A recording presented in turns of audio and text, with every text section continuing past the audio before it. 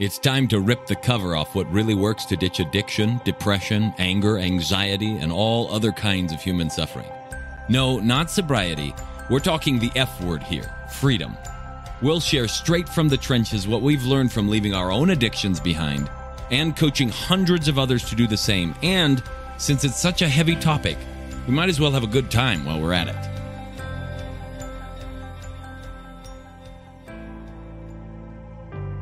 All right, welcome back to the Alive and Free podcast. Today we get to talk about becoming the director of your own life, the 3-4 loop that you want to avoid so that you can actually retrain your body to not be filled with stress and anxiety and depression and addiction, and ultimately becoming somebody who is in charge of crafting your own future instead of letting it happen by accident. So I want to go back into this idea here of becoming the director of your own life. A while ago, somebody asked me about root issues, and they're trying to understand what is going on here? How do I explain what we're doing in a way that makes sense to somebody so that they're like, oh, that's what you're doing when you're talking about getting rid of root issues and releasing things from your body. And as I was talking to them about it, it occurred to me this analogy of becoming a director was very, very useful.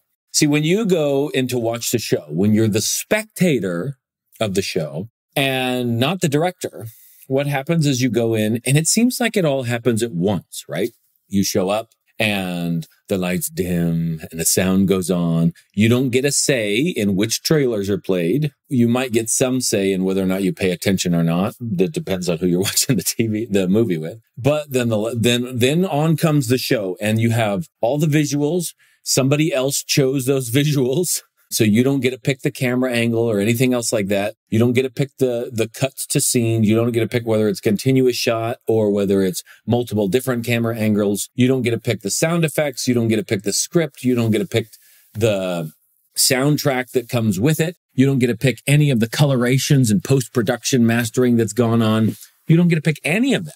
All you do is you sit there and you watch it and you do your best to respond to it and get involved with it in whatever way you do. And if the movie's great, it's amazing and you have a good experience. And if it's not great, well, you kind of suffer through it, or maybe sometimes you walk out. But there's very few people I know of who have actually walked out of many movies. Most of the time we just sit there and deal with it unless it's a movie that you're listening to at home. And so when we go through our life this way, it seems like everything's happening all at the same time, right? All of those pieces, all those layers of experience are all happening at once. You're in the movie and the sound is coming at the same time as the visuals and everything. And the same thing in our lives. So when we're dealing with traumas, we're dealing with memories, we're dealing with our past at all, it feels like all of that stuff happened all at the same time. And when we're dealing with triggers, it feels like it happens all at once. So people are like, well, why did you act out?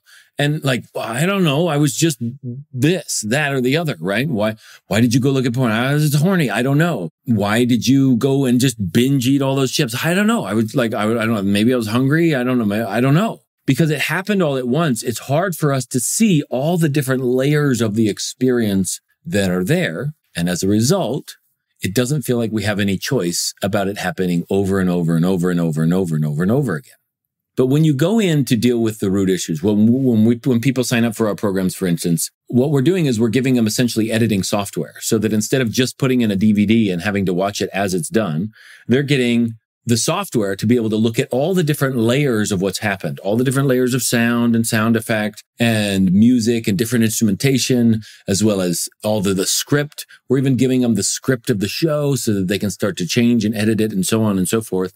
So to the point where they can become the director of a brand new film. Now, when I was in art school, I never got to see this, but I heard that there was a group of people that decided to take the Disney movies that typically play into these stereotypes of like evil is dark and bad and mysterious and good is light and, airy and stuff like that. And they took these Disney shows and they flipped them on their head. So they took the Lion King and they made Scar the lighter lion, and they made the hyenas a lighter gray, and they turned all of the coloring in those scenes into a really bright color, and they turned all of the good people into like darker lions and darker colors, so that it was confusing to the senses because we were so used to seeing evil as dark and good as light, that when it was good was dark and evil was light, it was throwing people off. They did it as an artistic experiment because, let's face it, when you're in graduate school with artists, I will never claim that what we did as artists was anything existentially significant for the planet. I'm not saying art doesn't have its place, music doesn't have its place, poetry doesn't have its place. I think they're natural expressions of humanity. But one of the reasons that I just lost enjoyment of it, one was the amount of pornography that was in it and like my own existential trauma around all that stuff. But the other one was I was just sitting there looking at all of these people who were pretending that these smears of basically colored dirt that had been wiped onto a bit of cloth with a hairy stick called a paintbrush were somehow like significant to the planet, when there were people that were homeless and there were people who were struggling and suffering, and I couldn't piece those two together. And so I was just like, I don't know. I'm good doing it for enjoyment, but I don't know about pretending that it's something significant in life. I may change my mind in years to come. Who knows? But anyway, there was another group that has taken, I've seen a lot more of this, who've taken like horror films and other films and they've changed the music on them. So instead of this scary theme in the background, it's upbeat and really bright colored. So someone's walking around a corner, but they're hearing like, screedin' deetin' deetin' do do do do. You know, it's not going to have the same sort of like suspense effect on the human system because the sound is different. And that's because they've messed with the layers of the experience so that what they get out the other side is something totally different. Now, so in order for you to be able to do that, I want to take you through this 1, 2, 3, 4 timeline. In other words, 1, 2, 3, 4 layers of an experience so that you can start to piece it apart and give you a little bit of the software that we kind of give our clients, so to speak. It's not real software. You're not going to put it on your computer. This is like brain software upgrade, okay? And I want to talk to you about getting stuck in the loop in parts 3 and 4, which is where most people get stuck, okay? So here's what happens. An event or a circumstance changes in the world. There's nothing you can do about this. Things are changing all the time. Every moment, somebody's breathing, which means that the air is changing. Every moment, somebody toots, or there's a cow downfield that lets out a moo, or a car's driving by, or someone's filling up with gas. Every moment on this planet is something dynamic is happening. There's nothing you and I can do about that. Sometimes we have influence and control over that. Other times we don't. But every moment something's happening. That's layer number 1, the raw material of your circumstances. More often than not, we have not 100% say in that. The next thing that happens, layer number 2, is that immediately when something changes, so also does your biological, physiological response to it. Let me say that again.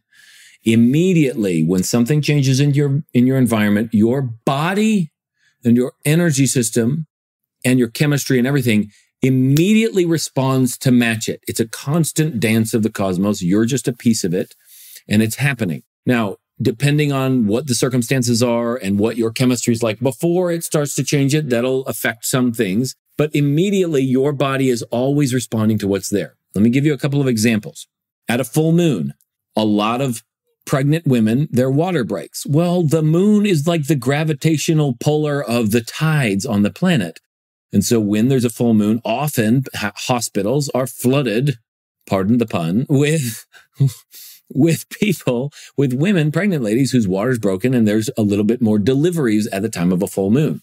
At a full moon, people who struggle with things like epilepsy or other kind of imbalances in the brain tend to have a little more frequency of occurrence or a little more struggles because the pull on the water in the system is moving it upward toward the brain. People have known this for a long time. Even in India, at full moon nights are very, very significant. Supposedly, the Buddha was enlightened at the time of a full moon.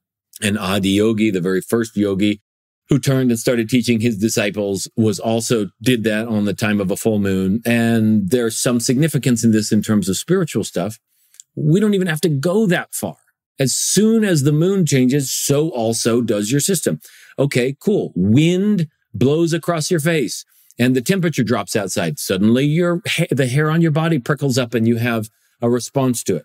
It doesn't matter what the change is in the environment, loud sound, ears tense up, all these other things. It doesn't matter what the change is in the environment, your body will respond to it immediately according to what it knows best.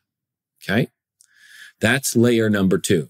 So layer 1 is the raw material of circumstance. Layer 2 is your body's trained habitual response to that circumstance. Layer number 3 is that then your mind looks down at your body, sees all the bits, pieces, parts. Okay, there's this. This is the body temperature. This is the heart rate. This is the kind of air we're breathing in. This is the body posture. This is wherever we're tense. This is where the eyes are looking. This is the kind of visual data we're getting, yada, yada. And it pulls all that in and it goes, where have we seen this before? So it starts scanning the database and pulling out its decks of flashcards going, is it this one? Is it this one? Is it this one? And as soon as it does this, and this obviously happens at a very rapid pace, as soon as it does this, suddenly there's a, aha, I know what it is. And then it presents that to the body. So the mind makes a decision about what is happening based on the body's response. If you or someone you know is looking to drop the F-bomb of freedom in their life, whether that's from past trauma, depression, anxiety, addiction, or any other host of emotional and personal struggles, but they just don't know how or want some help doing it, head on over to thefreedomspecialist.com/feelbetternow and check out some of the things we've got in store for you, or book a call so we can look at your unique situation and get you the help that you're looking for. Now, because of that decision, it sends a message back to the body going like, this is what's happening. And now the body responds to the mind. So the body is somewhere caught between heaven and earth, so to speak. It's caught between the external world and what's happening and the internal world and what's happening in your mind. And it's trying to do both at the same time, which is why a person can't lie, which is why a person often can get confused or trips up and stuff because they're trying to live out their inner world while also interacting with the outer world. And if those two don't match up, then a person will trip over themselves quite readily. Your body doesn't want to lie. It knows what's true and it's responding to that. But then your mind's like, no, this is true. And so it'll say that. And there will be some conflict or some clue in the person that says, hey, I'm saying this and it's not true in reality, but it's true in my head, or I want it to be true so that you'll do this other thing. People can read it all over you. It's impossible to lie about what's going on in your life. It is possible to be so preoccupied in your own head that you don't know how to detect when someone is lying or not. And so we're in a situation where step 4, layer 4, is your body's reaction to your mind.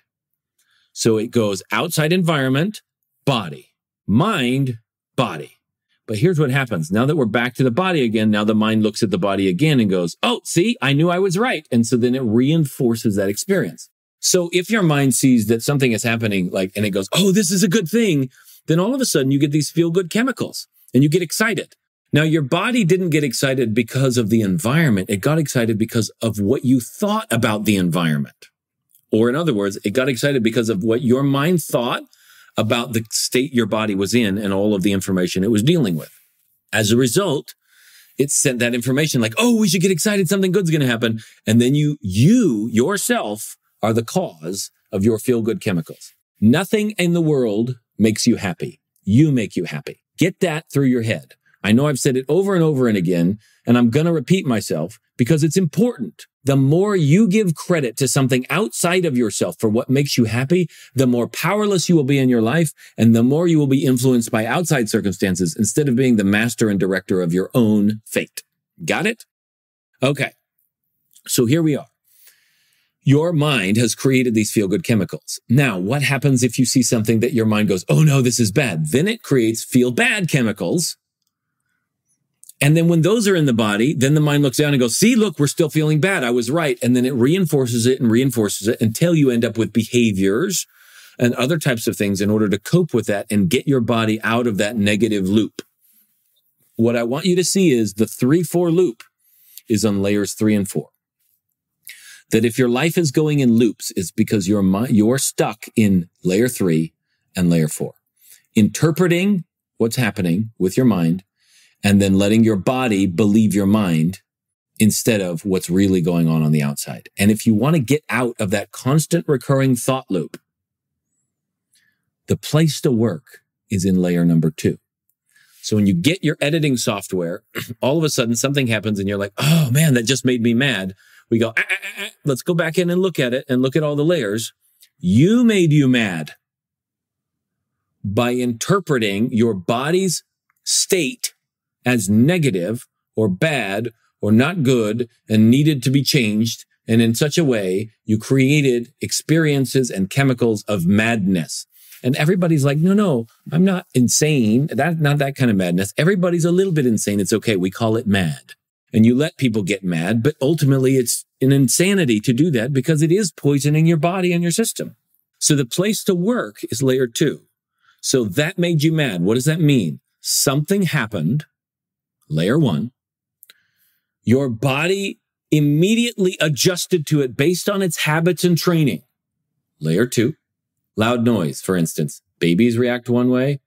Some people react another way. You hear the sound of a gunshot. Some people duck and cover. Other people look around. Why is that? It's because of how they've trained themselves to respond to it and what they learned based on their environment. Okay? Food goes in the mouth. Let's say it's sauerkraut. One person spits it out and another person is like, oh my goodness, this is so good. Same chemical going in, but different responses to the stimulus. Okay? Now that that's happened, something happened, your body created it's a trained response. Then your mind was like, that trained response is madness. We're mad. This is just like that other thing that happened. See, nothing ever works out for me. Oh, you see, that guy is just taking advantage of me. He's taking advantage of a poor folk. No, and then madness comes as a result of all of the interpretations in layer 3. Then 4 comes, and now you're stuck in the 3-4 loop. So in order to get out of this, to get the software needed to be able to isolate the other layers, delete the ones you don't want, choose the camera angles you want, change the soundtrack so it's upbeat and awesome, change up the coloration, extend one scene, get rid of another one, and so on. You need to be able to see that it's just your body that's doing it. That all you're really experiencing is a bodily reaction to your environment, and that's it. And you're not actually experiencing madness. That's an interpretation of what you're experiencing. You're not experiencing depression, anger, fear, or any of the other things. Those are words. Those are concepts. Those are interpretations of a bodily experience. And a lot of people get on guys because they're like, oh man, he doesn't know how to talk about emotions. No, because you don't need to talk about them with words. You need to understand how your body's acting. And the more you're sitting there talking about them, you're in layer 3. Sometimes you can use layer 3 to get back out. Sometimes you need to. But more often than not, the best place to work is layer 2. Retraining your body's response to stimulus. Because if your body responds differently, then number 3, the thoughts that would come, well, it's a different response. So those thoughts that used to come just don't come anymore. It's using a different set of flashcards. And so retraining your body's response to things that you call stressors, retraining your body's response to work, to relationships, to people getting mad at you, to driving, to food, to heat and sunlight, and to cold, and to different types of experiences. Retraining that is the key to having freedom happen on autopilot instead of having to constantly be willpowering your way through it or thinking your way through it, which takes a lot of energy. To retrain the body's response requires that you be willing to put your body into uncomfortable situations that mimic those ones with a different type of way of responding to those. And by different type of way of responding to it, I mean having your body literally take a different state than it used to. So for instance, something scares you. If you used to just cower and duck, great. The next time that happens, you get yourself into a place where a surprise will happen. You're not sure when it's going to happen, but you train the cower and duck and turn it into a different type of move so that when it happens the next time, your body has memorized a new move. This is just like being a white belt at some kind of martial art. You go to class, the first time you do it, you're lerpy, you're lanky, you trip on your own 2 feet. You can't get the right hand in front. You kick, your gi snaps weird, or it catches onto your big toe. All the things happen. But as you train the movement, suddenly it becomes second nature and it shows up all by itself in circumstances in life when you might need it. That's the point of training.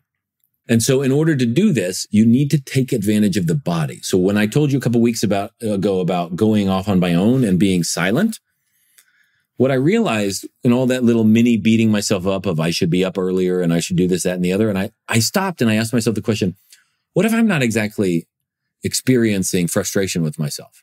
What if all I'm experiencing right now is just a physiological sensation and a response to my environment? What if that's all that's happening? And as soon as I started doing that and just saying, what if I'm not actually upset?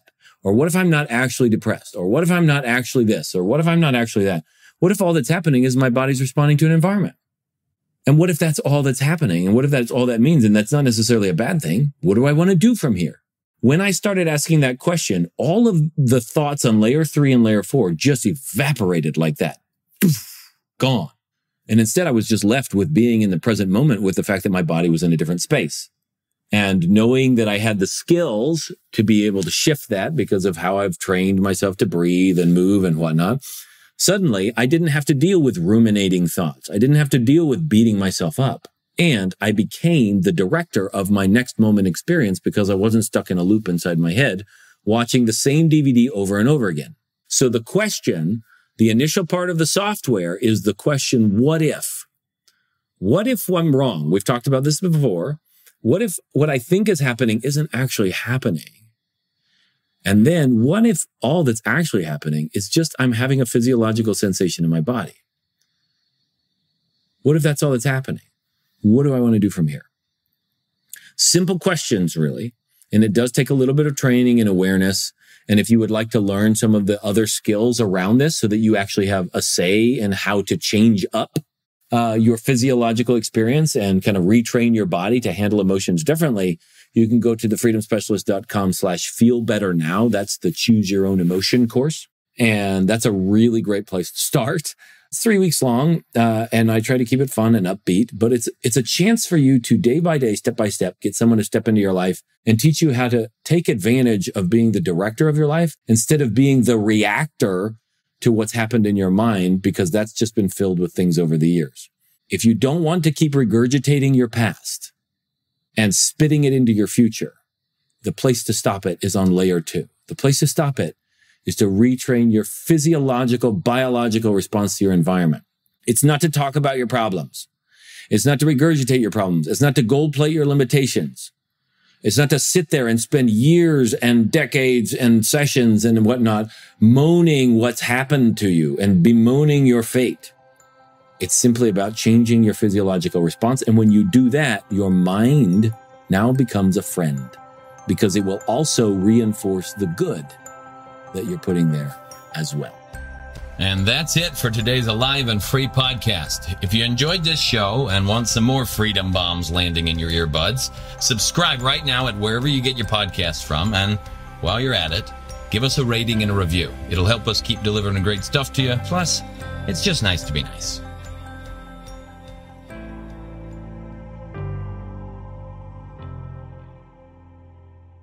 This is thepodcastfactory.com.